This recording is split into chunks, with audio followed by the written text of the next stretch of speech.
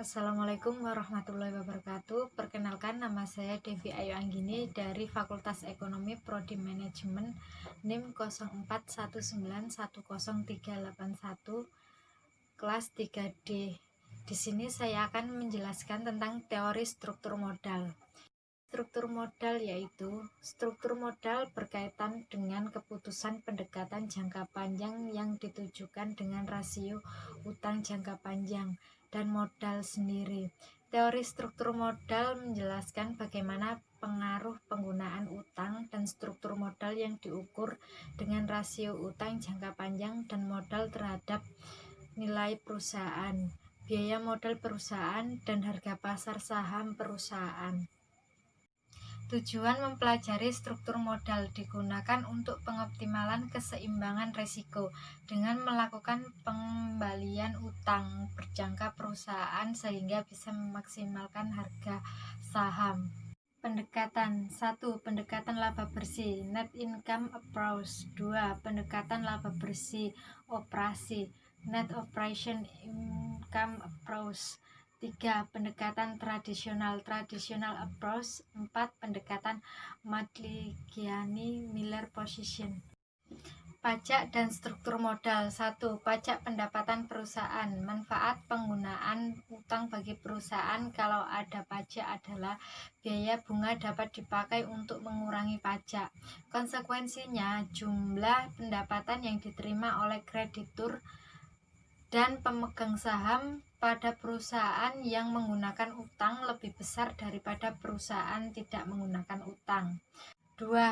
Pajak pendapatan perusahaan dan pendapatan pribadi.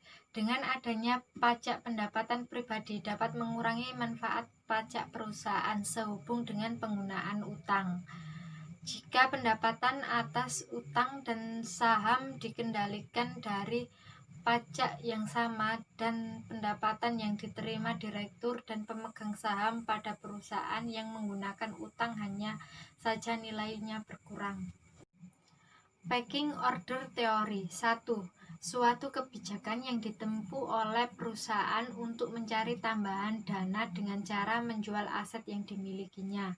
Menurut teori ini, manajer keuangan tidak memperhitungkan tingkat utang yang optimal.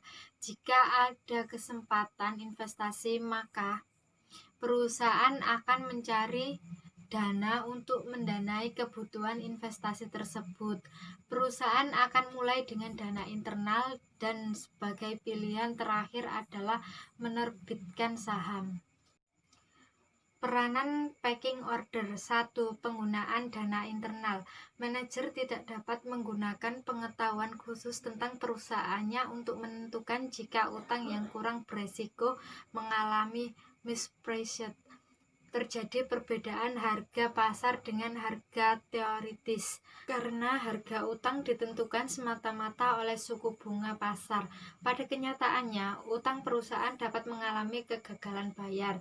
Dengan demikian, manajer cenderung untuk menerbitkan saham jika sahamnya overvalued, dan manajer cenderung menerbitkan utang jika surat utangnya juga overvalued.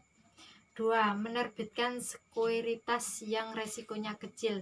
Ditinjau dari sudut pandang investor, utang perusahaan masih memiliki resiko yang relatif kecil dan dibandingkan dengan saham karena jika kesulitan keuangan perusahaan dapat dihindari, investor utang masih menerima pendapatan yang tetap. Dengan demikian, pecking order teori secara tidak langsung menyatakan bahwa jika sumber dana dari luar perusahaan diperlukan, perusahaan pertama harus menerbitkan utang sebelum penerbitan saham. Pengaruh biaya kebangkrutan terhadap pengembalian modal sendiri. Perusahaan menghadapi suatu kondisi yang tidak pasti. Oleh karena itu, tidak ada kemungkinan perusahaan mengalami kebangkrutan yang akan menimbulkan biaya kebangkrutan. Adanya biaya kebangkrutan merupakan indikator ketidaksempurnaan pasar yang akan mempengaruhi struktur modal perusahaan. Apabila ada kemungkinan terjadi kebangkrutan dan biaya kebangkrutan cukup besar, maka perusahaan yang menggunakan utang mungkin kurang menarik bagi investor. Hal ini disebabkan perusahaan yang menggunakan utang kemungkinan kebangkrutannya lebih besar daripada perusahaan yang tidak menggunakan utang. Kalau terjadi kebangkrutan, pemegang saham akan menerima pembayaran yang lebih kecil dibandingkan jika tidak terjadi kebangkrutan. Konsekuensinya, tingkat pengembalian utang yang semakin besar. Pengaruh struktur modal terhadap nilai perusahaan jika ada pajak dan biaya kebangkrutan. Bahwa jika ada pajak dan biaya kebangkrutan, semakin banyak jumlah utang dibandingkan dengan modal sendiri, pada mulanya meningkatkan nilai perusahaan. Hal ini terjadi karena pengaruh penghematan pajak yang berdampak meningkatkan nilai perusahaan lebih besar daripada pengaruh biaya kebangkrutan yang berdampak pada penurunan nilai perusahaan. Namun demikian, jika penggunaan utang dibandingkan dengan modal sendiri melampaui titik tertentu, penggunaan utang yang semakin besar dibandingkan modal sendiri akan berdampak pada penurunan nilai perusahaan.